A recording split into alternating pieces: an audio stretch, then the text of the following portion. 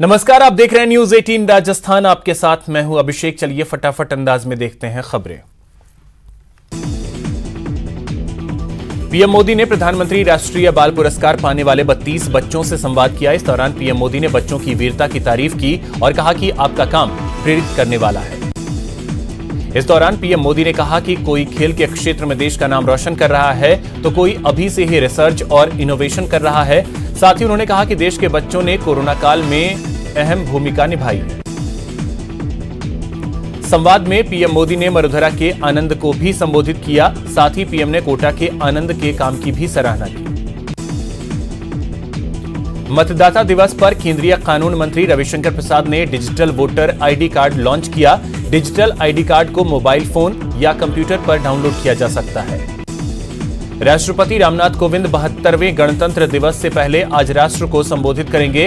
राष्ट्रपति का संबोधन शाम 7 बजे से ऑल इंडिया रेडियो के सभी राष्ट्रीय नेटवर्क और दूरदर्शन के सभी चैनलों पर हिंदी और अंग्रेजी में प्रसारित किया जाएगा। जयपुर में भी मतदाता दिवस पर वर्चुअली कार्यक्रम का आयोजन हुआ। निर्वाचन विभाग की ओर से कार्यक्रम का आयोजन किया गया। कार्यक्रम में राजभवन से राज्यपाल कलराज मिश्र, सचिवालय से मुख्य सचिव निरंजन आर्य समेत प्रदेश के अन्य जिला निर्वाचन अधिकारी जुड़े।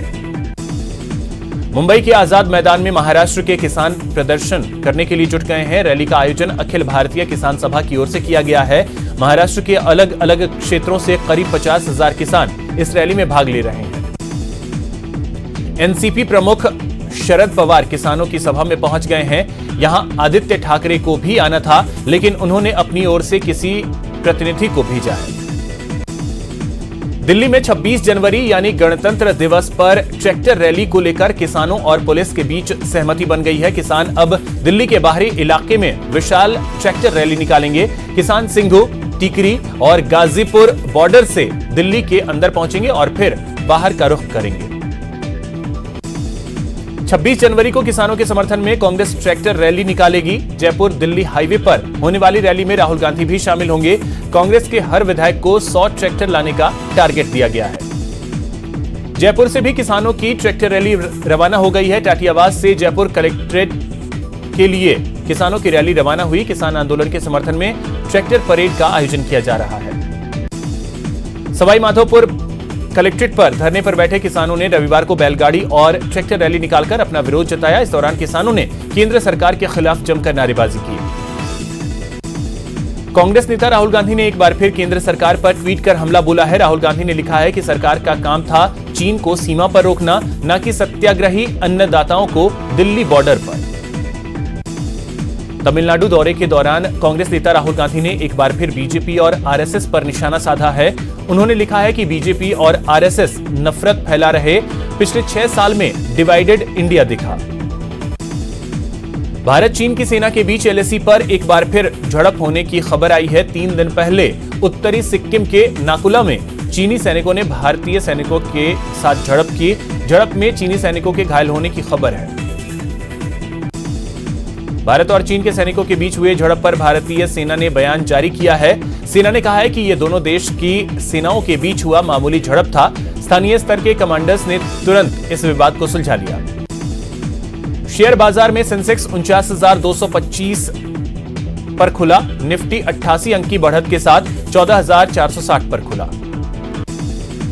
पहाड़ी इलाकों से आ रही बर्फीली हवाओं ने पूरे उत्तर भारत में ठिठुरन बढ़ा दी है। दिल्ली, उत्तर प्रदेश, मध्य प्रदेश, राजस्थान, पंजाब समेत कई राज्यों में शीतलहर और कोहरे का डबल अटैक लोगों को काफी परेशान कर रहा है। एमसैंड नीति को लेकर सीएमआर में बैठक हुई। मुख्यमंत्री अशोक गहलोत की मौजूदगी में बैठक का आयोजन किया गया। खान विभाग के अधिकारी बैठक में मौजूद रहे। सीएम गहलोत ने एमसैंड नीति का लोकार्पण किया। बजरी के विकल्प के तौर पर इसका इस्तेमाल किया जाएगा। जोधपुर में आरसीए अध्यक्ष वैभव गहलोत ने एक ही महीने में दूसरी बार जिले के बरकतुल्लाह खान स्टेडियम का जायजा लिया। यहां उन्होंने प्रशासनिक अधिकारियों से आवश्यक फीडबैक लिए। स्टेडियम का दौरा करने के बाद गहलोत ने जिला प्रशासन और आरसीए के अधिकारियों के साथ बैठक की। दौसा कलेक्ट्रेट पर धरने पर बैठे बीजेपी सांसद डॉक्टर किरोड़ी लाल मीणा ने सीधे पंचायत के खातों में पैसा ट्रांसफर करने के सीएम गहलोत के फैसले का स्वागत किया। सांसद किरोड़ी मीणा ने कहा कि अन्य मांगों को लेकर उनका धरना जारी रहेगा। पाली में निकाय चुनाव को लेकर चुनाव प्रचार अब अंतिम चरण में है। इसी कड़ी में उम्मीदवारों और पार्टियों ने अपनी पूरी ताकत झोंक दी है। जिले के 7 नगर पालिकाओं के 195 वार्ड में 659 उम्मीदवार अपना भाग्य आजमा रहे हैं। उम्मीदवारों के चुनाव प्रचार के लिए राजनीतिक पार्टियों ने पूरा जोर लगा दिया है। पाली में चुनाव को लेकर सभी 7 निकायों के लिए ईवीएम का आवंटन कर दिया गया है। साथ ही जिला निर्वाचन अधिकारी और पुलिस अधीक्षक ने सादड़ी, बाली और फालना नगर पालिका क्षेत्रों का दौरा कर लोगों को बिना दबाव मतदान करने की अपील की। डूंगरपुर में निकाय का रण तेज हो गया है। जैसे जैसे परिषद चुनाव की तारीख नजदीक आ रही है, वैसे वैसे बीजेपी कांग्रेस पूरे दमखम के साथ मैदान में उतरे हैं। नागौर में निकाय के रण में लोकल वाले माहौल ने वार्ड वासियों में उत्साह पैदा कर दिया है। नगर परिषद के 60 वार्डों के चुनाव में मुद्दे तो लोकल हैं ही, साथ ही नारे भी लोकल हैं और प्रचार का तरीका भी ऐसा कि जैसे विधायक का चुनाव लड़ा जा रहा हो। चित्तौड़गढ़ में भी 3 जगहों पर निकाय चुनाव के मद्देनजर प्रमुख राजनीतिक दलों के नेताओं का दौरा लगातार जारी है। साथ ही प्रत्याशियों की जीत के लिए सभाएं भी की जा रही हैं। अजमेर नगर निगम चुनाव के लिए 28 जनवरी को मतदान होना है। चुनाव प्रचार के दौरान हथियारों का खुला प्रदर्शन भी देखने को मिल रहा है। सोशल मीडिया पर कुछ तस्वीरें वायरल हो रही हैं। राजसमंद नगर परिषद आम चुनाव 2021 में वार्ड 15 में मुकाबला दिलचस्प है। इस वार्ड में कांग्रेस और बीजेपी के अलावा एक निर्दलीय प्रत्याशी मैदान में है। चूरू के सुजानगढ़ की स्थानीय वार्ड 33 के निर्दलीय प्रत्याशी निर्मला देवी तोदी को समर्थकों ने लड्डू से तौला। मौके पर भार्गव न्यू मित्र मंडल की ओर से निर्दलीय प्रत्याशी का स्वागत समारोह का आयोजन किया गया। इस दौरान प्रत्याशी के भाइयों ने मतदाताओं से घुटनों के बल बैठकर वोट देने की गुहार लगाई। टोंक नगर पालिका के लिए हो रहे चुनाव प्रचार में एक प्रत्याशी ने स्थानीय लोगों को गुब्बारा देकर उनसे वोट मांगा। जयपुर जू में पक्षियों को बर्ड फ्लू से बचाने के लिए काफी कोशिशें की जा रही हैं। वहीं दूसरी ओर जयपुर के अशोक विहार पार्क में मौजूद सैकड़ों बत्तखों को कुदरत के भरोसे छोड़ दिया गया है। कोटा में समोसा बेचकर अपने घर का खर्चा चलाने वाले पवन मीणा की मदद के लिए कोटा ग्रामीण पुलिस आगे आई है। सोशल मीडिया पर चलाए जा रहे मुहिम चलो सहयोग करें के तहत सामाजिक सरोकार निभाते हुए पुलिस ने मानवता की मिसाल कायम की है। श्रीगंगानगर नगर परिषद के सफाई कर्मियों की हड़ताल खत्म होने के 7 दिनों बाद शहर में सफाई का काम शुरू हुआ। शहर में सफाई काम शुरू होने और कचरे का उठा होने से स्थानीय लोगों ने राहत ली। अलवर जिले के बहरोड में बीजेपी नेता और मंत्री पुत्र मोहित यादव पर जानलेवा हमले के बाद बीजेपी नेताओं ने थाने के बाहर धरना शुरू कर दिया है। लेकिन देर रात एसपी भिवाड़ी राममूर्ति जोशी ने आरोपियों की जल्द गिरफ्तारी का आश्वासन दिया, जिसके बाद धरना खत्म हुआ। भरतपुर विधानसभा क्षेत्र के 5 गांवों में किसान संवाद और जनसुनवाई कार्यक्रम का आयोजन किया गया, जिसमें तकनीकी शिक्षा राज्य मंत्री डॉक्टर सुभाष गर्ग मौजूद रहे। भरतपुर में स्वास्थ्य राज्य मंत्री डॉक्टर सुभाष गर्ग ने उच्च माध्यमिक विद्यालय खेमरा कला का आकस्मिक निरीक्षण किया। गणतंत्र दिवस कल मनाया जाएगा। ऐसे में जिला पुलिस ने जिले भर में सुरक्षा के बंदोबस्त किए हैं। नयापुरा के उम्मेद सिंह स्टेडियम में गणतंत्र दिवस का मुख्य समारोह का कार्यक्रम आयोजित किया जाएगा।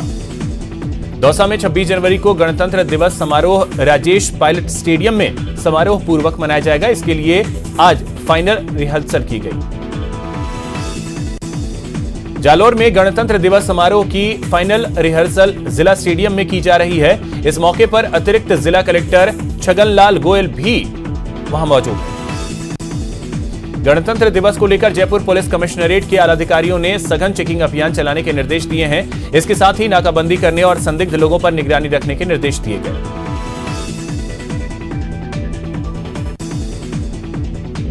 भरतपुर के नदबई कस्बा में एबीवीपी के छात्र कार्यकर्ताओं ने 151 फीट की विशाल तिरंगा रैली निकाली। इस दौरान सैकड़ों की संख्या में छात्र मौजूद रहे। कोटा में आज यूडीएच मंत्री शांति धारीवाल ने कोचिंग से स्टूडेंट्स के वेलकम करने और उनको भरोसा दिलाने की कोटा का हर शख्स उनके साथ है थीम पर तैयारी की गई वीडियो सॉन्ग को लॉन्च किया। दौसा पुलिस ने अवैध रूप से मादक पदार्थ भेजते हुए एक आरोपी को गिरफ्तार किया है। कार्रवाई में पुलिस ने लालसोट के आरोपी मनीष बैरवा को अवैध गांजा और भांग बेचते हुए गिरफ्तार किया। अजमेर में सड़कों पर तंबू और ठेले लगाकर अतिक्रमण करने वालों के खिलाफ नगर निगम प्रशासन ने कार्रवाई की। पुष्कर के सेवड़ी में वन विभाग और पुलिस ने संयुक्त कार्रवाई कर वन विभाग की बेशकीमती जमीन को अतिक्रमण मुक्त करवाया। दौसा कलेक्ट्रेट पर ग्रामीणों ने जमकर बवाल काटा। तालवान में सरपंच के भाई की गिरफ्तारी का ग्रामीणों ने विरोध किया। पुलिस को हल्का बल प्रयोग करना पड़ा। जोधपुर के भीतरी शहर में चोरों के हौसले बुलंद हैं। यहां चोरों ने 65 लाख के जेवरात पर हाथ साफ कर लिया। 115 ग्राम सोना, 3 किलो चांदी की ज्वेलरी पर हाथ साफ किया। बीकानेर के छतरगढ़ कस्बे में चोरों ने एक ही रात में आधा दर्जन से अधिक दुकानों को अपना निशाना बनाया। वारदात सीसीटीवी कैमरे में कैद हो गई, जिसमें 4 चोर सेंधमारी करते हुए नजर आ रहे हैं। सीसीटीवी फुटेज के आधार पर पुलिस चोरों की तलाश में जुट गई है। जालोर के सांचौर में सरकारी स्कूल में पढ़ने वाली 12वीं क्लास की छात्रा ने एक सरकारी शिक्षक पर छेड़छाड़ का आरोप लगाया है। शिक्षक की हरकतों को लेकर गुस्साए चौरा गांव के लोग पहुंचे और स्कूल में तालाबंदी कर दी। सूचना मिलने के बाद सांचौर डीएसपी वीरेंद्र सिंह पुलिस बल के साथ मौके पर पहुंचे और मामले की जांच में जुट गए। भरतपुर के गोपालगढ़ थाना क्षेत्र में पुलिस ने बड़ी कार्रवाई करते हुए की है और पुलिस ने एक युवक को जिंदा कारतूस और एक अवैध देसी कट्टे के साथ गिरफ्तार किया। पाली में ठगी करने वाले अंतर्राज्यीय गिरोह का पुलिस ने पर्दाफाश किया है। गिरोह के 4 सदस्यों को गिरफ्तार किया गया। सिरोही से एक अजीब मामला सामने आया है, जिसमें एक बालक पर 2 लोग पिता होने का दावा कर रहे थे, लेकिन प्रशासन और बाल संरक्षण आयोग ने डीएनए टेस्ट करवाकर बालक को उसके असली पिता को सौंप दिया। करौली में हिंडौन के हरिनगर से अगवा की गई 12वीं की छात्रा का 1 महीने बाद भी कोई अभी तक पता नहीं चल सका है, जिससे आहत छात्रा के परिजन एसडीएम कार्यालय के बाहर धरने पर बैठ गए। परिजनों ने आरोप लगाया कि छात्रा का अपहरण गांव के ही एक युवक ने किया है, जिसकी रिपोर्ट उन्होंने 22 दिसंबर को ही दर्ज करा दी थी, लेकिन 1 महीने बीत जाने के बाद भी अभी तक छात्रा का पता नहीं चल सका है। कोटा के इटावा में जलदाय विभाग की पानी की टंकी बड़े हादसे को न्योता दे रही है, लेकिन विभाग आंख मूंदे बैठा है। जलदाय विभाग की 40 साल पुरानी टंकी है, जिसका प्लास्टर टूटकर गिर रहा है, लेकिन इस ओर देखने वाला कोई नहीं। कोटा के डीसीएम रोड से निकल रहे एक नमक से भरे ट्रक का पीछे का गेट खुल गया, जिससे पूरे सड़क पर नमक बिखर गया। सड़क पर नमक बिखरने से गाड़ी चला रहे कई लोगों को परेशानी का सामना करना पड़ा। श्रीगंगानगर में आज सुबह एक बड़ा हादसा होने से बाल बाल बच गया। दूध का टैंकर जिला मुख्यालय के अंबेडकर चौक से गुजर रहा था, तभी एक बिजली का तार टूटकर उस पर जा गिरा। करंट दौड़ते ही तार के दूध के टैंकर पर गिरने की वजह से तेज स्पार्किंग हुई, जिससे आसपास के मौजूद लोगों ने शोर मचाया और टैंकर के ड्राइवर ने कूदकर अपनी जान बचा ली। पाली के सादेड़ी थाना क्षेत्र के रणकपुर सड़क मार्ग के विजय वल्लभ पुलिया पर एक गाड़ी अनियंत्रित होकर नदी में जा गिरी, जिससे कार में सवार आधा दर्जन लोग घायल हो गए। घटना की सूचना मिलते ही स्थानीय लोग मौके पर पहुंचे और कार में फंसे लोगों को बाहर निकाला। बांसवाड़ा के रतलाम रोड के पास रात में बाइक और ट्रक की आमने सामने की टक्कर हो गई, जिसमें 4 युवकों की मौत हो गई। टक्कर इतनी भीषण थी कि बाइक के परखच्चे उड़ गए। वहीं सूचना के बाद दानपुर थाना और आबापुरा थाना पुलिस मौके पर पहुंची। राजसमंद के देवगढ़ थाना क्षेत्र के कामली गांव में सवारियों से भरा एक टेम्पो बेकाबू होकर पलट गया, जिसमें 12 से ज्यादा लोग घायल हो गए। पाली जिले में 11वां राष्ट्रीय मतदाता दिवस समारोह सोमवार को गरिमापूर्ण तरीके से मनाया गया। जिला कलेक्टर अंशदीप ने कलेक्ट्रेट परिसर में अधिकारियों और कर्मचारियों को शपथ दिलाई। श्रीगंगानगर जिला निर्वाचन अधिकारी महावीर प्रसाद वर्मा ने राष्ट्रीय मतदाता दिवस के अवसर पर जिला कलेक्ट्रेट परिसर में कर्मियों को मताधिकार की शपथ दिलाई। भरतपुर के हीरादास से सेवर रोड के बीच सड़कों पर गड्ढे बन गए हैं। लगभग 2 फीट के इन गड्ढों में पानी भरा हुआ है, जिस पर ध्यान देने वाला कोई नहीं। भरतपुर के जनूथर में प्राचीन मंदिर भूतेश्वर परिसर में किसान संघर्ष समिति की ओर से जन समस्याओं को लेकर महापंचायत का आयोजन किया गया। नेम सिंह फौजदार ने राजस्थान सरकार और क्षेत्रीय प्रतिनिधियों पर आम आदमी की समस्याओं पर ध्यान नहीं देने का आरोप लगाते हुए कहा कि लड़ाई और जन समस्याओं के प्रति एकजुट होने की जरूरत है। भरतपुर के डीग कस्बे के पुराना बस स्टैंड में वल्लभ राम मानव सेवा समिति की देखरेख में छात्राओं को 25 कंबल और 25 गद्दे, एक एलईडी टीवी बांटा गया। भरतपुर में कच्चा परकोटा नियमन संघर्ष समिति की प्रताप कॉलोनी में संयोजक जगराम धाकड़ की अध्यक्षता में बैठक का आयोजन किया गया। दौसा में कोहरे का असर देखने को मिला। सुबह 10 बजे तक शहर और ग्रामीण इलाकों में घना कोहरा छाया रहा। कोहरे के चलते लोगों की दिनचर्या प्रभावित हुई और जनजीवन अस्त व्यस्त हो गया। कोटा में एक बार फिर सर्दी ने अपना सितम ढाना शुरू कर दिया है। मौसम में बदलाव के कारण घना कोहरा छाया रहा। सवाई माधोपुर में भी कोहरा छाया रहा, जिससे विजिबिलिटी लगभग खत्म सी हो गई। कोहरे के कारण जनजीवन अस्त व्यस्त हो गया। श्रीगंगानगर में बहुप्रतीक्षित मेडिकल कॉलेज के निर्माण कार्य शुरू होते ही संशय के बादल मंडराने लगे हैं, जिसके चलते स्थानीय लोगों ने इंडियन मेडिकल एसोसिएशन को सद्बुद्धि लेकर अंबेडकर चौक पर सद्बुद्धि यज्ञ किया।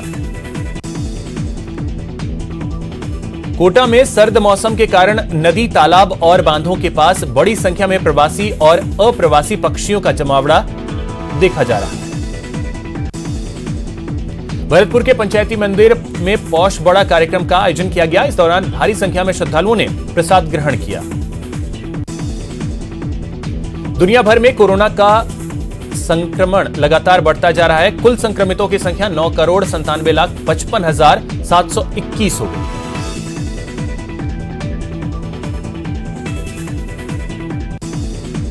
देश में कोरोना के कुल मामले बढ़कर 1,06,67,736 हो गए हैं। कोरोना से कुल 1,53,470 लोगों की मौत हुई है, जबकि 1,03,30,000 से ज्यादा लोग ठीक हो चुके हैं।